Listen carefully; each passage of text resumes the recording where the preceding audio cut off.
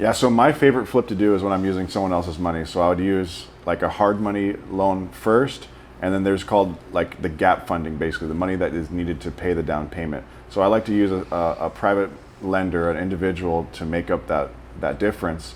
And then with the hard money loan, there's a rehab loan component. So a lot of times I can rehab a house with little to no money out of pocket just by using a network and a private lender in place to cover that gap funding. So there's so many people out there that have a bunch of cash sitting in their bank, and right now with obviously inflation, it's insane.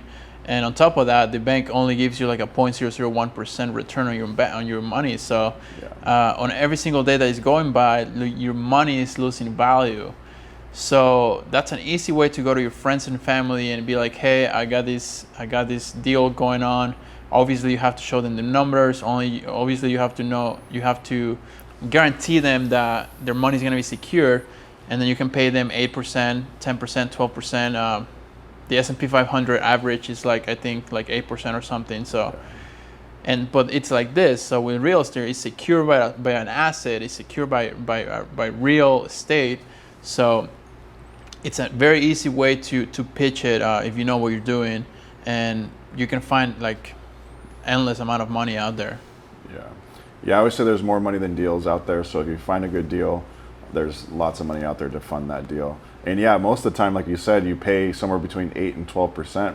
Most of the private money lenders I work with, I pay 10 to 12%. And as inflation goes up, obviously lenders are going to demand higher interest rates. So the return on investment for a private money lender is actually very, very good. Better than the stock market, better than the S&P 500.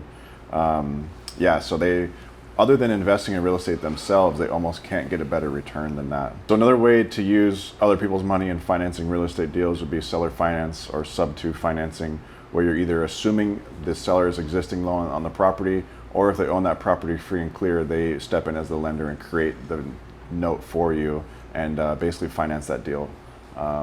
So there are lots of ways to make it happen without any money.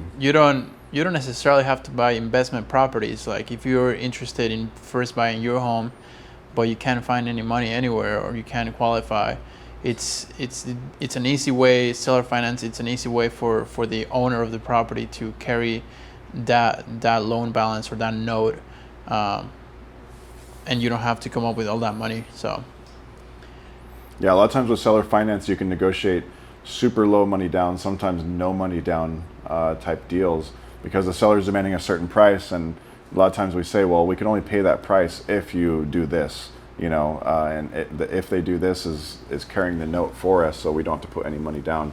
That makes it so we don't have to get this huge return on investment because we're not really investing in money, so our margin can go a lot smaller when we are doing seller financing deals.